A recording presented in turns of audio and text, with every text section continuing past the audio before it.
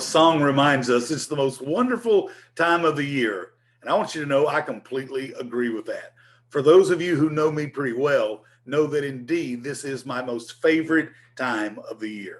Well, after all, we have just ended and enjoyed a wonderful Thanksgiving celebration where the gratitude welled up in all of our hearts and all of our lives. And we were able to share around a table with family and friends all the things that we're grateful for in our life.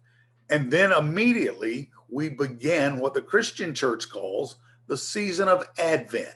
Now, most of you have heard of Advent if you're in a church, but let me remind you what it really means.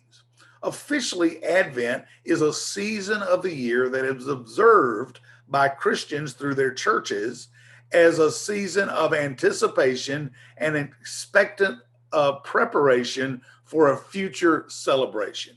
Now, let me say that again. Anticipation and preparation for a celebration. Advent looks forward to celebrating the coming of Christ in the manger, but also the second coming of Jesus at the end of the age. That's what this is all about. But something else you need to remember is that Advent does not come at the end of the year, but it actually begins the new year for Christians. It's a time that we look forward to all that is going to be.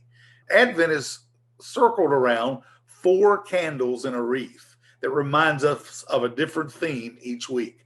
The first candle that we see in an Advent wreath that began the Sunday after Thanksgiving was simply the candle of hope. I pray that you will walk in hope this coming year, that you will see that even though 2020 was a pretty challenging year for many people, we made a decision early on in the year that we were going to walk in hope. In other words, we were going to walk in faith, not in fear. I pray that you will go through this season of the year and you share with those in your circle of influence the ultimate hope that comes from Jesus Christ alone. The second week in Advent, we move from hope to love.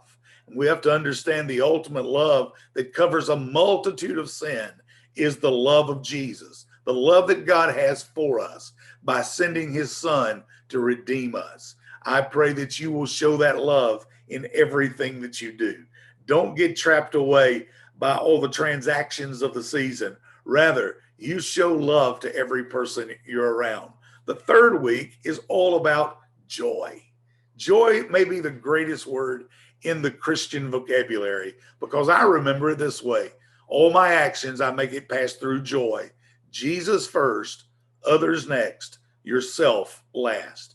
Can you imagine what it will look like in your home, in your office, in your business, in your church, in your social circles, if you operate with joy all the time, putting Jesus first? Remember, there may be some challenges in 2020, but we have joy.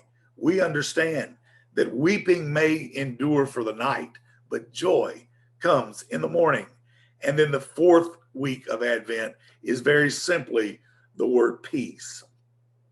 The peace that passes all understanding. That's what the Christmas season is all about. What the world needs now is peace.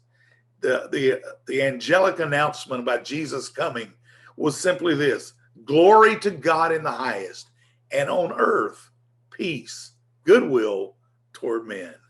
In this season of the year, I want you and me to be ambassadors of peace. I pledge with you, I'm going to try to bring peace everywhere I go. I pray that you will live out this season understanding that indeed it is the most wonderful time